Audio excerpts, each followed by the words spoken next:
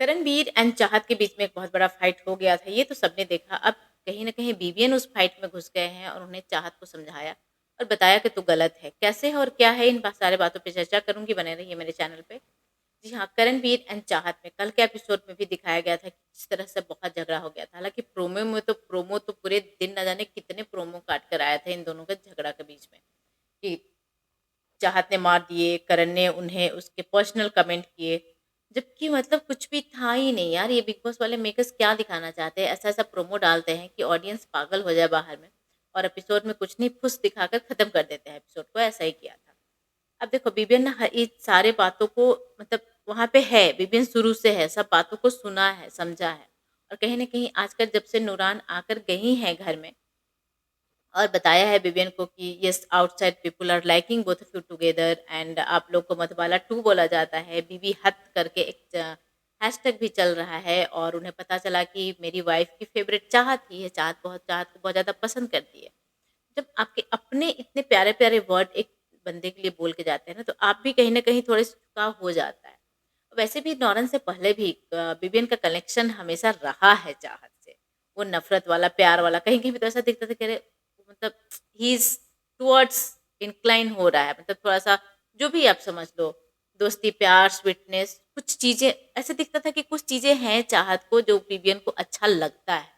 अब as a girl जैसे वो खुद को कैरी करती हैं और वो बहुत अपना जैसे किसी को जवाब देती हैं, तो इन चीज़ों को लगता था कि विवियन को कहीं न कहीं पसंद आ रहा है। अब करण के साथ झगड़ा क्यों हुआ? सोलो। एक तो जब कल ये एपिसोड में दिखाया गया सोलो वाली, तो इतना हँसी आ रहा था, ओह माय गॉड! कि मतलब ये क्या है यार?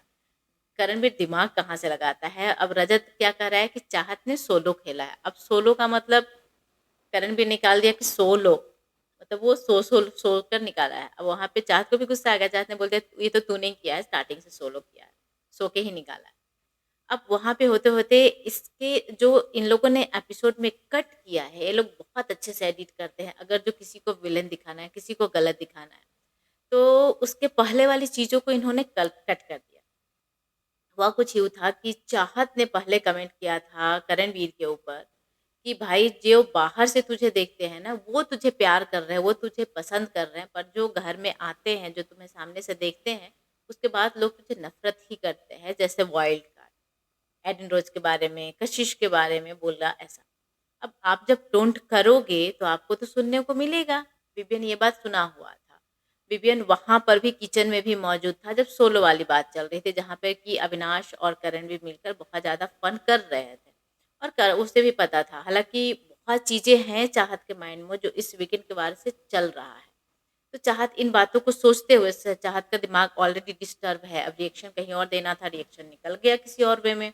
वो जिस तरह से सामान फेंकी थी करण के ऊपर, शूज़ पहना था, लगा तो था उसको, मतलब अगर जो मारना भी बोले तो दिस इज़ करेक्ट, लगा था उसके ऊपर, शूज़ पहना था, उतना नहीं लगा। करण ने बोला कि मुझे गुस्सा आया था उस टाइम में जब मुझे लगा था, बट स्टिल आई थॉट कि चलो कोई बात नहीं, इसे मतलब फन में स्टार्ट हुआ है, फन में ही खत्म कर देते हैं।